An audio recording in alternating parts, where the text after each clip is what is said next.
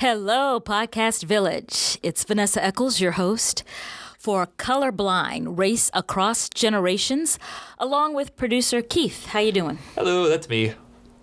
That's why I said producer Keith. Yes, that's you. How are you? I'm good. How you doing today? I'm doing great. So this podcast, we talked about... we're going for the notes. Yes, we talked about, the name of the podcast is Colorblind, so we talked about that whole issue. I mean, is that a crazy thing to say when you say, I don't see color? And so that was a very interesting discussion. Right. And we talked about when did you first recognize race? So as a child, when did you realize, hey, not everybody looks like me? Again, another very diverse panel. We have a gentleman who is our baby boomer, Hank Van Putten, who is an educator with 50 years of experience. That's a lot of years in education on all levels. He's an adjunct professor at Valencia College here in Central Florida. And also he's one of the facilitators at the Peace and Justice Institute. So he has a lot to say about issues of race. For our millennial, we have Devi Mody.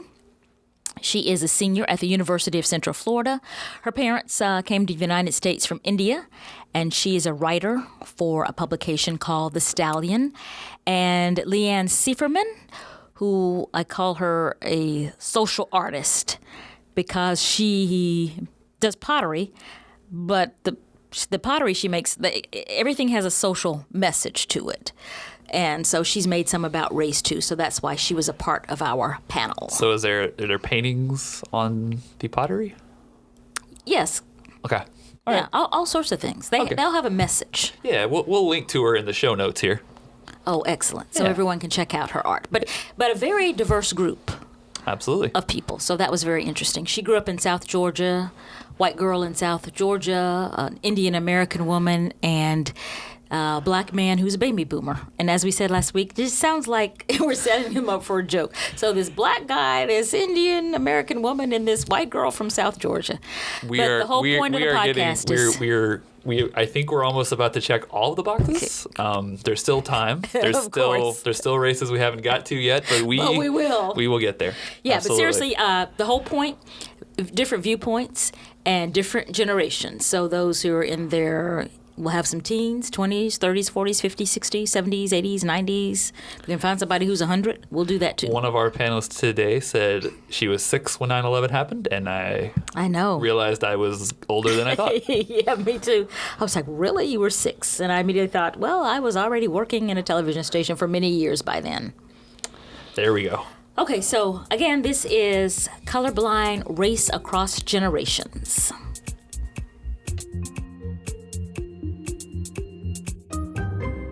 Hello, Podcast Village. Thanks for joining us again. So our panelists, we told you a little bit about them. So we have Hank. History as an educator, 50 years of experience. You started as a child, right? Yes. So we'll go with that. Adjunct professor at Valencia College here in Central Florida and a facilitator at Valencia's Peace and Justice Institute. And Devi, our millennial. Hank, you would be our baby boomer representative. Fine and dandy. Okay. So Devi, our millennial college student, a senior at UCF. Parents immigrated from India and a local writer for a satire publication called The Stallion. And Leanne. Leanne, I think I am calling you for the podcast a social artist, because you use your art, particularly the pottery, to address social issues. So we can talk about that a little as we go on. So, ladies, gentlemen, our first topic tonight, I thought about this because the name of the podcast is Colorblind. But I thought, people say that a lot. So it's kind of a crazy term when people say, I am colorblind. What do you think they mean by that, and what's your reaction to it? Let's start with Devi as our youngster. Okay, well, when people say, I'm colorblind, first I automatically think, oh no, what colors can you not see in the clinical term? But then I think, oh wait, are you saying that you don't see a person's skin color when you first see them? Because as holier than thou than we think that we are, the first time we do see a person, we do see their skin. That's the whole entire body that we see. So I think it's a little naive to say, you know, oh, I don't see race, I don't see skin color, I'm colorblind. It's not practical. So, Hank, I think it's the kind of thing where people are thinking like, oh, that makes me like not racist, that makes me very PC. I just see everyone is the same, I'm colorblind. And that's the issue when someone says, I'm colorblind, that if they see everyone as the same, then they're not affirming the aspect of a person's identity that is their race, regardless of how they may choose to identify. If, for example, an educator says, I'm colorblind and I treat all of the children the same, well, all the same as what? As white children. And if you have children of color, then you have to be very aware that there are different learning styles in the classroom. And there are different ways that students are going to learn. You're going to be able to connect with them. But the first way is to affirm their identity. So, Leanne? Yeah, so I've heard this term a lot relating to when I started telling people I was going to be doing a dinner on race and privilege. And it is used, I think, when I was hearing it, it's used as a term for people to sort of show the world or tell the person they're speaking with that they're not racist. You know, I don't see color. Particularly when it's coming, you know, the people I was speaking with was coming from white individuals. And, when I hear that, I think that it's denying, you know, it's denying the identity. It's denying to see someone for who they are and who their identity is in relation to their race and their background. But I get your point, though, because it starts with people saying, I don't see color, so therefore I treat everyone equally, is what they might think, when really it has the opposite effect. Yeah, I would also add that in saying that I'm colorblind, it allows the person to acknowledge for themselves that they don't see race or that they don't think that race exists. And if race doesn't exist, then I don't need to acknowledge about being a racist or acknowledging that I have a particular racial identity. You don't have to deal with it at all. That's right. That's right. Yeah. I also think that by saying that you're colorblind, that you don't see skin color or race, you're denying that racial background's history. You know, when you see, you know, a Vietnamese person or a Korean person, you're denying that, you know, their people went through years and years of conflict and war with America. And you're denying that person's ability to speak out about that. Because if you say, oh, yeah, I think everybody is the same, everybody's equal to what, first of all? But that just kind of shuts down the conversation. So when someone says that, oh, I don't see color, I'm colorblind, what's your reaction? My first question to them is, do you see yourself as a racial being? If you see yourself as a racial being, then we can go down one particular road. If they say, I don't see myself as a racial being, then we have to go down another road, because obviously there are, well, I won't say obviously, but they are certainly misrepresenting that race in this country is important, and to not be able to see that it's important, to say, I'm not going to talk about that, I'm not going to touch that third rail, that does not move the conversation forward initially. And, you know, some people say racial being, what does that mean when you say? Well, I think that we've all been, well, I have been taught, going back to as a child, I think one of my first remembrances about race was on when I was about 6 years old, and every Saturday evening at about 7 o'clock, my mom would bring me into the living room and sit me down in front of the TV, and she would say, we're going to watch the Lawrence Welk show so you can see Arthur Duncan, the colored dancer. Now, I heard colored. I had no idea why it was important for me to see Arthur Duncan, the colored dancer, at that point. But as time went on, as my life experience unfolded, she was trying to show me somebody who looked like me, who was in a positive role. And this is something that I could aspire to, not necessarily being a dancer, but that there are people like me who've been successful. So on the issue of colorblind, when people say that, there's this whole identity of, well, that makes me a good person because I don't see race, when really isn't the issue. It's okay to see color, just don't judge people by it in a negative kind of way. Yeah, and I think it's learning the ways in which we can talk to one another about race, where we feel that, like we can learn language to interact with one another about it, because I think that's a challenge for a lot of people. And by saying, again, I think maybe where I was going with that is by saying that I don't see color, it just means that you don't have to touch that conversation. Basically, just you're out. So then you don't have to talk about the tough issues, the kind that will make the room go silent when you bring them up. Yeah. It was just a crazy kind of notion, because of course you see color. I mean, it's like Devi said, unless you're colorblind, like really colorblind, like you can't see. But of course you see that. If you ask someone, describe the person, race is probably the first thing they're going to describe the person, whether it's something negative or something positive, like who's that person? Well, it's tall white woman, short black man or whatever. Yeah, we see color. Just don't judge people by it. So, Hank, you mentioned something. We'll kind of segue into topic number 2, which is, because I think we'll talk a lot about this. So when was the first time that you realized not all people look like you, when you recognized race? What was the situation? What can you tell us about it?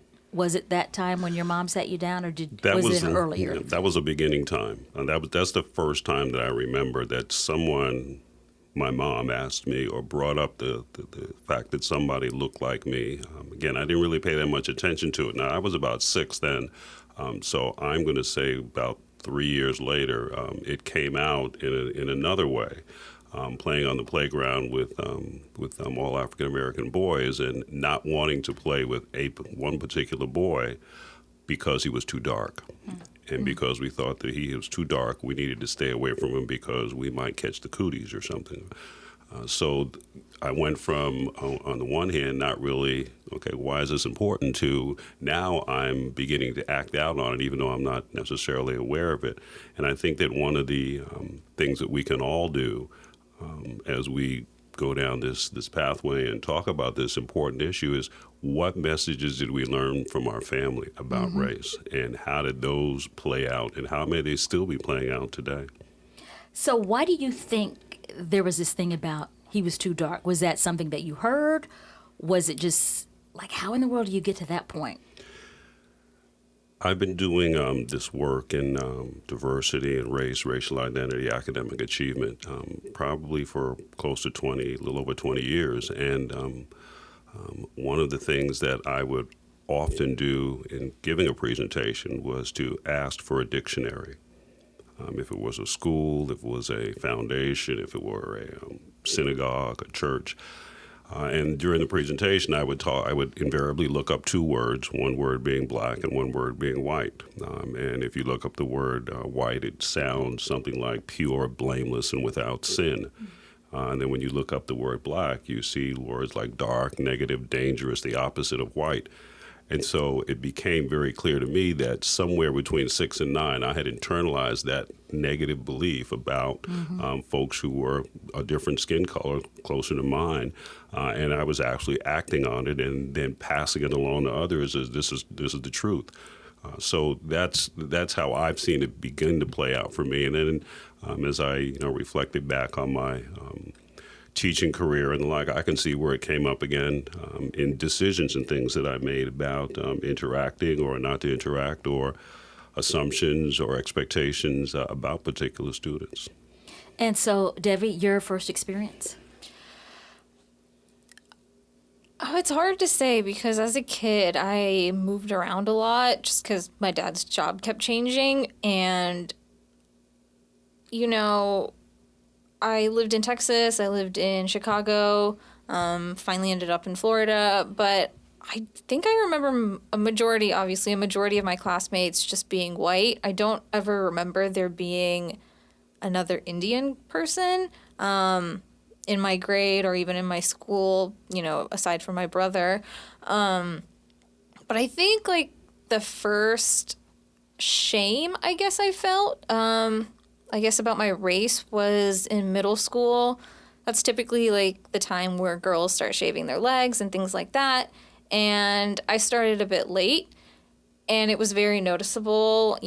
Everybody would just like talk about it, and I could see that clear distinction between, the Indian race obviously just being hairier as a whole compared to white genetics, not having thinner, finer hair, less noticeable, probably don't have to shave as often, doesn't grow as fast. I think that's the first time I really took account of my race, just because I wasn't really exposed aside from like, going to the temple with my parents. That's the most time I would see like Indians in a close circle. It's interesting that you use the word, you felt shame though. Not necessarily different, but shame. Yeah, just because, like, as young teenage girls, body hair is immediately frowned upon. It's just peer pressure, bullying, whatever you want to call it. But that's, like, the first time I felt like, oh, maybe I am kind of different. Because other than that, like, before then, I didn't really feel any different compared to my peers. I had friends who were white, friends who were black. There really weren't many Asian people that I could remember back in the day, but I'm sure they were there. Maybe I just didn't hang out with them. But so seeing my race, displayed around me just wasn't like a common occurrence. And Leanne? So for me, so this is interesting. I'm just thinking about my story as y'all are talking too. And growing up, my two best friends in my neighborhood, one was first generation Chinese and one was first generation Filipino. And so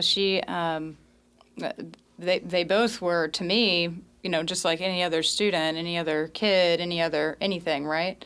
And so how I was raised was race is a black and white issue. It's not black, white, and 4 or 5 other like races. Pick a side. Right, exactly.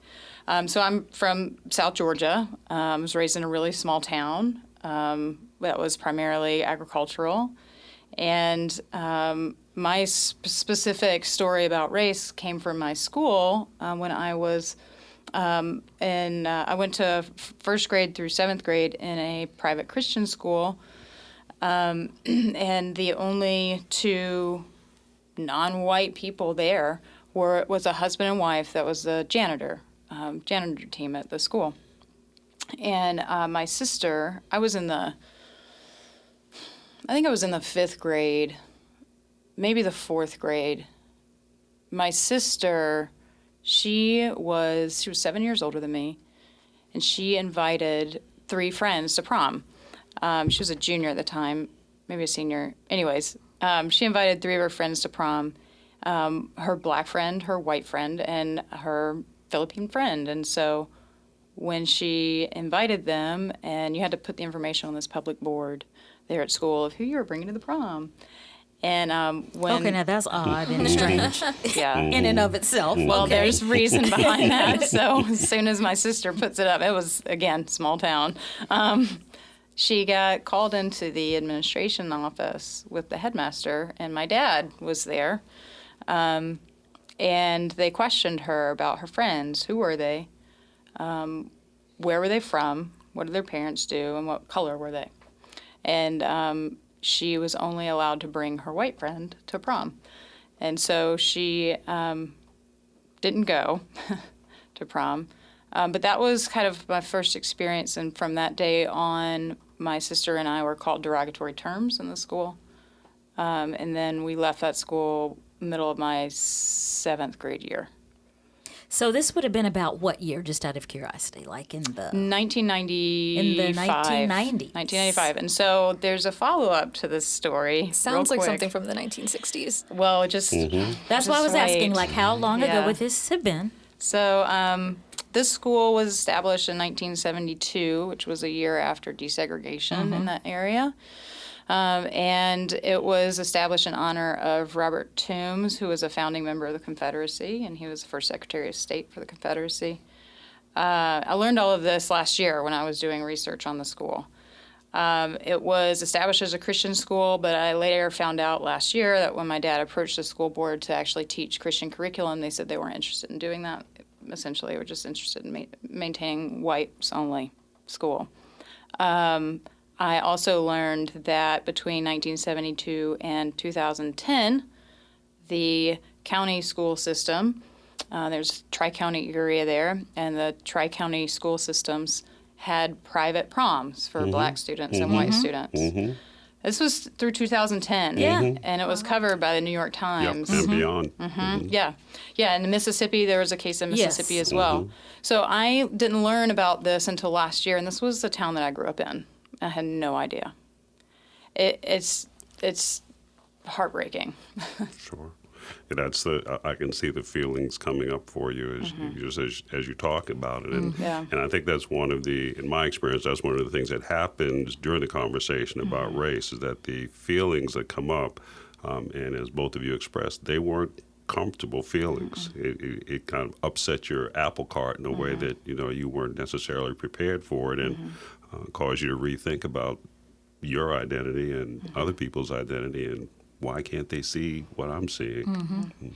So as children, do you think, certainly at some point as a child, you look at other people's like, oh, wait a minute, her skin is not like brown like mine, or her skin's not white like mine. But yet, is it kind of like a passing thing, like, oh, okay, that's just how things are? Or do you think it has some kind of long-lasting impression on us? I think it stays with it stays with me. It has stayed with me. And when I grew up in New York City, about 1.5 miles from Kennedy Airport. It was Idlewild Airport then, so I'm really dating myself. But when I was in the 6th grade, in my 4th through 6th grade school experience, I was in a class of all African American students. There was one white student in the class, and it was called Intellectually Gifted Children. I had taken a test in 3rd grade, and after 3rd grade, I got transferred to another school along with 3 other of my classmates. And so that was the 4th through 6th grade experience. And when I got to 7th grade, I was in a special progress class, but now there were 2 African-American students out of 28. And the leading up to me beginning 7th grade, over the summertime, there was a lot of unrest in the New York City public schools around desegregation. And my assignment was actually changed because I was supposed to be going to a school that was a predominantly white neighborhood, single-family homes, very upscale. And they didn't want us to be going to that school, and we wound up going to another school. But it's those types of experiences stay with you. And then you ask yourself, well, how did I survive that? And for me, it was about having others in my church choir who were going through a very similar experience in their own schools. So you were not alone. You felt I you was knew not you alone. weren't alone. I knew I wasn't. I felt. I'll use the word uncomfortable in 7th and 9th grade. In that the white students and there were a couple of Asian students in my classes as well. Were looking at the 2 of us like, why are you in this class getting these good grades? And the black students were looking at us like, why are you in those classes getting good grades? So something they all had in common in a weird, twisted kind of way. They didn't have to answer to my parents, so that's why I was making sure I was getting good grades. So, and this came up why I was interested in hearing your thoughts on this subject, because I have these friends, and I really do, it's not one of those like, I have these friends. No, I really do have these friends. So her 3-year-old came home a couple of weeks ago and said something about exercising, and said, I can't exercise with the black kids because they're stronger than I am. So she is white, but her husband is black. So they explained to this 3-year-old, well, your dad is black. And he seemed surprised, even though he sees his dad every day. And she said to him, and again, he's 3, what color are you? You're black, And he said, no, I'm dark brown. So in his mind, he wasn't like the black students because he's dark brown, even though his mother's white and he sees his father is black. And she was very disturbed because her point was, how did he get this message? She goes, we certainly don't say that at home. So where in school did he get this message? And she asked him, and he wouldn't tell her. So 2 things. First of all, he heard this message somewhere. And the second thing is, for some reason, he thought he couldn't talk about that. Even at 3, he knew, that's not something I should talk about. Those are the feelings again. Those feelings that kind of shut the conversation down. Yeah. Even at 3. So even somehow at 3, yes. He knew that's not a question to talk about. How strange is that? I mean, isn't that just odd? I mean, it's sad and it's odd that at 3 years old, he's getting that kind of message.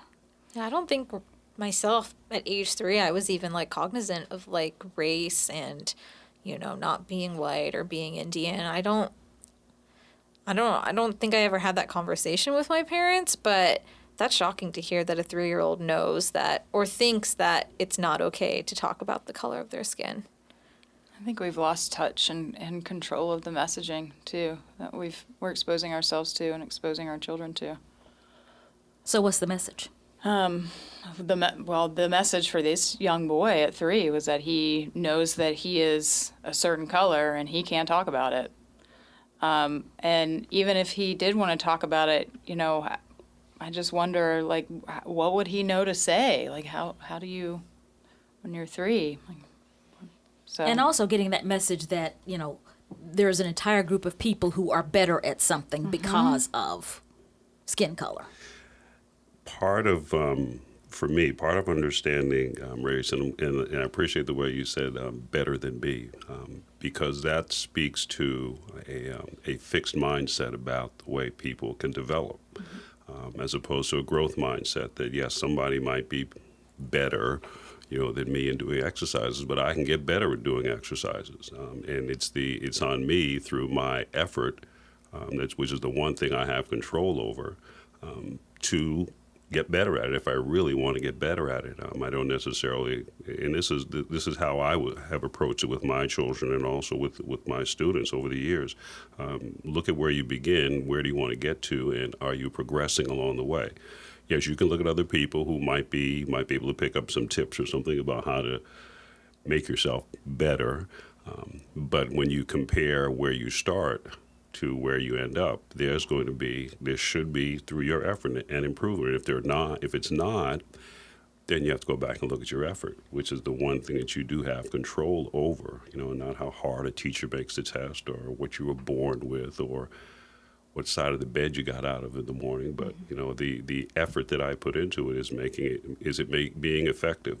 Carol Dweck writes a lot about that, about a growth mindset versus a fixed mindset.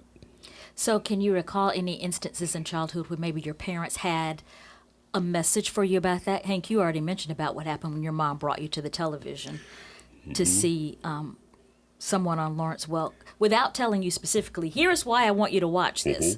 It was just simply, hey, watch this because there's going to be someone on there who looks like you. They didn't approach it through that lens. And I remember this distinctly because I've been talking about it a lot the last year. It happened in kindergarten. First day of kindergarten, parents walk in with me as with all the other children, and the parents. And they stood me next to them and looked at Mrs. Wood and said, is that the teacher? That was the whose teacher. name you still remember? Whose name I still remember. That's impressive. If he gives you any trouble, just let us know. And that was the only message that I needed to hear about what was expected of me in school. Now, I probably did some things I shouldn't have done, and my parents found out about it.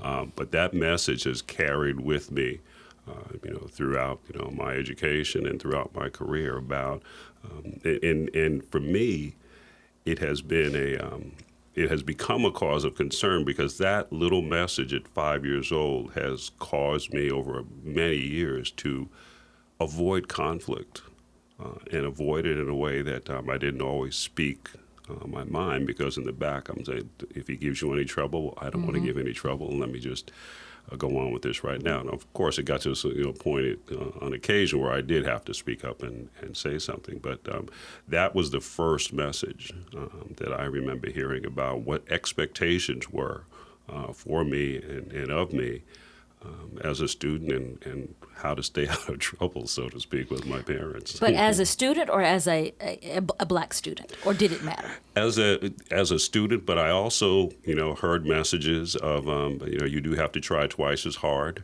On my mom's side of the family, both of my first cousins, who were several years older than I, were college professors. And their brother was an astrophysicist or something. I was the first one who went to college on my dad's side of the family, but my dad was a linguist, so there was that expectation again about you're going to be able to do this. You you might do it kicking and screaming, but you really can do this. There was always that message about you have control about what you can do and about how you can do it, and whether or not you're going to give your best effort is up to you. So, Devi, did you hear any of those kind of messages as a person who is a millennial? So, but you said that you didn't see many students who looked like you. Parents came from India. Was there a moment when you think they talked to you about what that means here in America for you as a child? I can't really remember a specific instance. I mean, my dad emigrated here when he was in high school, and my mom came over after they got married. So there's like a little gap in between them, you know, with my dad having lived in the U.S. much longer than my mom. But, you know, just growing up in a post 9/11 world where, you know, I'm brown, so I can easily get mistaken for, you know, somebody who is Muslim or came from the Middle East, and I identify as Hindu. So, but you don't see that. You just see like a brown person, and it could go either way. But just, you know, my parents having not been born here, we just never had that conversation because they didn't grow up in a country that was so racially divided. So that was just kind of an experience that my brother and I had to go through growing up in the school system in America. I think overall, I mean, I was 6 years old when 9/11 happened, so I was definitely too young to experience the immediate like terror and racism that a lot of Muslims felt after the tragedy. Because I can imagine if you were in high school at that time, you know, people are much more aware of what's going on, and so it was very difficult for brown people at that time. But you know, being in like first grade, you don't really see that. You didn't even know what was happening. Like I'm at that point where, or I'm at that age where when 9/11 happened, I don't remember it happening. I was just too young. But if you ask people just a few years older than me, they can say, yeah, I remember going home, you know, turning the TV on and watching these two towers fall, and I was just, you know, too young for that to stick in my mind. So, Leanne, you talked about that experience that happened. So for you, was there ever a conversation about, here's what this means to be a young white girl in South Georgia, and there are people around you who don't look like you? Nope, never. Never a conversation? No. I grew up in a household where you just didn't talk about those things. You don't talk about, well, we talked about religion because we were a very religious family. So, but I guess out in public, you don't talk about religion, you don't talk about politics, you don't talk about race, you don't talk about money, you don't talk about anything of substance, basically. You just sit there and be quiet. If you're a girl, you wear a dress, you know. You get dressed up, you go to church with your family on Sundays, you do the show, you smile and wave at everybody in the, you know, congregation, and that's the game that you play. And you don't talk about the rest of the community that is right outside your door. But obviously, even as a young child, you were aware that, oh, there are people who don't look like me. I was. Who don't live in my part of town, all of those things. Absolutely, I was. I got a lot of mixed messages growing up. But as far as sort of, I'll give you two examples. So one example would be whenever I would be in the car with my mother and we would ride through literally the other side of the tracks, right? So still that way in many communities. And by that you mean there actually were railroad tracks separating one part of town from the other. Correct. So literally the other side of the tracks, and meaning on the other side of the tracks you're going through the poverty, you know, predominantly Black, African American, and or in this town immigrants from Mexico, because we had a lot of migrant farm workers in the community. And so whenever we would drive through those communities at night, my mother would have us duck in the car because she said that if anybody saw a young white woman with children, that they would like try to run her off the road and take us. And so it was a very like fear-mongering, scary way to be brought up. But then at the same time, my mother has done some incredibly amazing things.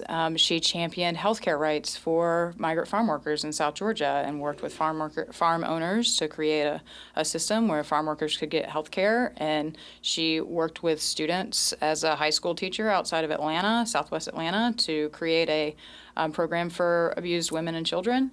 She did amazing things, but there is a lot in and knowing what I know about how she grew up, there's a lot in how she grew up and the lessons she was taught that she passed on to us that you just can't escape sometimes, and you don't sometimes. I don't know if you don't see how it's influencing others, you don't see how you're teaching those lessons, or maybe you're just not strong enough to stop it. I'm not sure. So as a child, when you're hearing that, Mom says duck down in the car, what are you thinking? Is that, or I mean, are you old enough to really, It's scary, but then I'm also like, oh, Mom, Really? Yeah. But you don't know what to think, and it's you're kind of that cusp of wanting to have your own opinion about things, but then you're still under the care of your parents, and I mean, when you hear those things, it's scary. It's weird. It's kind of surreal, I guess. That's the paradox of, or one of the paradoxes of race, is that we don't see color, but we see somebody who looks different, and we're afraid of them. I'm still trying to figure out let me say it differently, the depth of why a lot of white people are afraid of people of color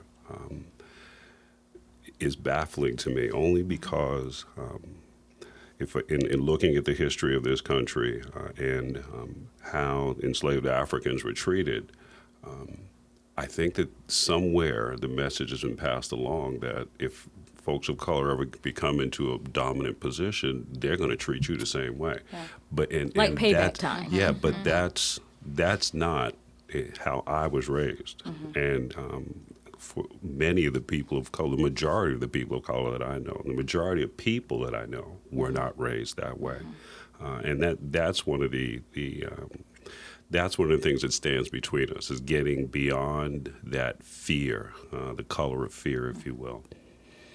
But I think as a child, if you hear that message, if it's like, we're riding through the other part of town, that's scary, I need to be scared. And so then you grow up looking at other people like, they're scary because we used to have to duck in the car because they would come and get us. Yeah. I think that's the kind of thing that you really have to fight to overcome, that can stay with you for a long time. Yeah, it can. It can. I think for me, I think I was really lucky in that even though I had those types of experiences, I've also been able to put it in perspective, into a mental health perspective with the household in which I grew up, and knowing what I know now about my parents. So I think even at an early age, I was able to start to kind of, I don't want to say compartmentalize, because then that makes it sound like I'm sort of sectioning out my life and then able to squash things. So, but I was able to sort of see beyond that moment. And also I got out of that environment fairly early on. I moved out of the house when I was 13.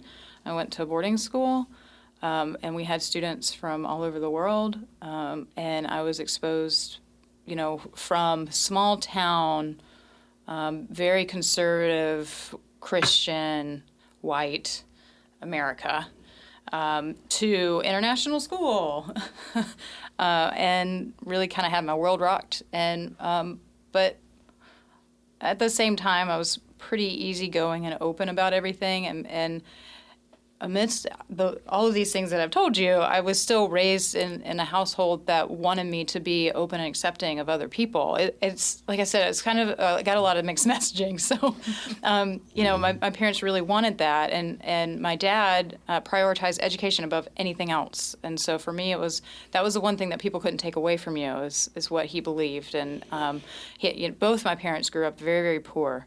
And so education was a priority, and that's the only thing that my dad really hammered in me, is that you've got to work really hard, you've got to be a good student. And it must have been so hard for him because I was just a daydreamer and wanted to be outside all the time.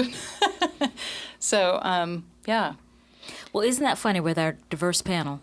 You two got the same message. Hank mentioned that message too, and that's the message that you got as well.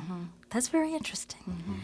So I think at this point we should take a break, and we'll be right back with our moment of the week.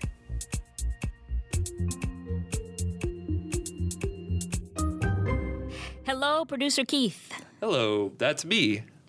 That's original. Guess what?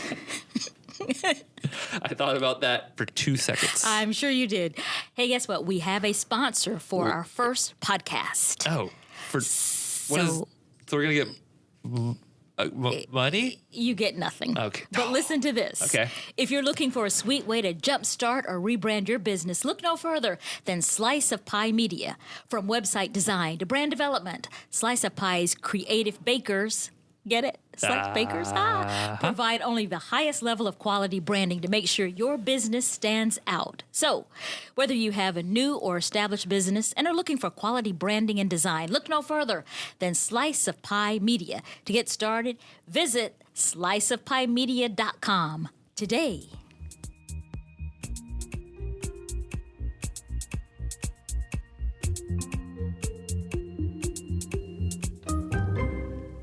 So with each podcast, we have either a picture of the week or a video of the week, but this time it's just a moment of the week or an incident of the week. So recently, a school district in Canada, in British Columbia, had a poster campaign about white privilege. So in the schools, they put up some posters, which said things like this: got privilege?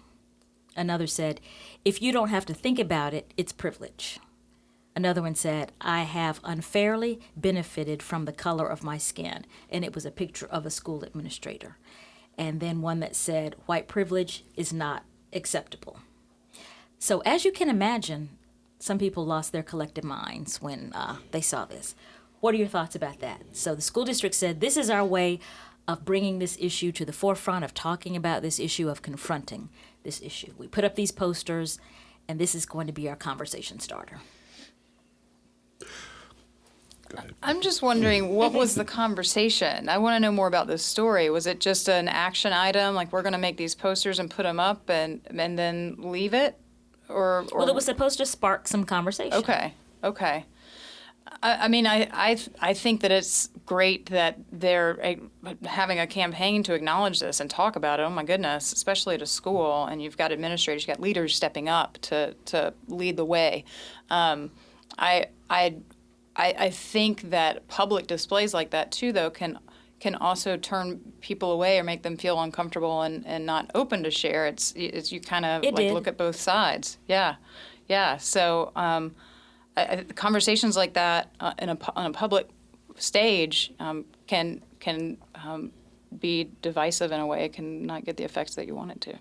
So, Devi, what are your thoughts? Because you are still a student on a college campus, but... So, posters talking about white privilege, that's definitely something that we haven't seen, recently or ever, really. When people talk about white privilege, it's often, hiding behind a username online, on chat rooms or Reddit or whatever you want to call it. And that's when people, have those, hard conversations. But then when you try to have that kind of conversation out in the public, out in an open forum, that makes it very, very difficult because people don't know how to formulate their thoughts quick enough. They don't know how they truly feel about a certain matter. And I'm going to assume that the white members of the student body probably were not happy about it because, these posters are basically saying that they've grown up at an advantage compared to all the other people of color in their school. And basically it's kind of making them look like the bad guys because they've obviously grown up with some sort of advantage, some sort of privilege compared to their peers. And so nobody wants to be the bad guy ever. I mean, I sure don't want to. I'm sure everybody in this room doesn't want to be a bad guy ever. But when you generalize an entire, race into, being kind of like the villain, that can definitely start a conversation, but it can quickly, shut one down too. And I think it did both of those things because there was some outcry about that, including some parents who said, my child is 6. So they did it was a school district. So some parents were saying, my child is 6. Do we have to start this conversation now? Hank, when you hear that, you see or hear what I said the poster said. Yeah, I'm glad you clarified that this was the whole district. And 6 years old it's difficult to have that conversation. But I would say that as I'm a former middle school principal, and one of the things that we always would do, and by we I mean our district, is that we would stand on the core beliefs of the district. And one of those core beliefs was respect for differences. And teachers were expected, as they were evaluated, and to demonstrate what does that look like in the classroom. So the teachers now are at some level, some different levels, I would say, more comfortable with the conversation than someone who just came in off the street to have the conversation. When you stand on the beliefs of the district, it does get to be a messy conversation. Conversations about race and privilege and ethnicity and any ism you can think about get to be messy. One of the important things to recognize is there's a couple of things. One is that you have to stay engaged with it. Because it's real easy to say, I don't want to talk about that and go somewhere else. Which is what we usually do. Which is exactly. And another important piece is that you can expect to anticipate accepting unfinished business. It's not about coming to a solution. It's just about rising to a higher level of understanding about what it is that you're talking about. So, with that kind of groundwork, if you will, in the district where I worked, 2005, I believe it was the 50th anniversary of that Rosa Parks said, I'm not going to get up. So it happened through our school schedule that we had a professional day on that day. And for the entire school, we had prepared teachers beforehand, but we showed the movie Boycott throughout the whole school. And there was some conversation before the movie, and there was some conversation after the movie, and there was unfinished business. But again, this was middle school. This wasn't; these weren't kindergartners or first or second graders. Now, that isn't to say that first and second graders and kindergartners can't have, difficult conversations about issues of difference and recognizing, how they may have something that someone else may not have, but how can you support that person still in a way that they're going to feel included in it? So it's a messy conversation, but when we begin to recognize privilege, in my experience, one's eyes begin to be opened up to other things that are going on around, particular to race or particular to gender or particular to sexual orientation, particular to religion, things that perhaps a person might not have seen before because they're using a lens. It might not be quite in focus, but they're willing to stay engaged to try to get it into a focus that will raise them to a higher level of understanding. And what I like to say is a both-and solution rather than an either-or solution. Well, I like what you said about, it can be a conversation where you don't have an end. It can be ongoing. You don't necessarily have to resolve it.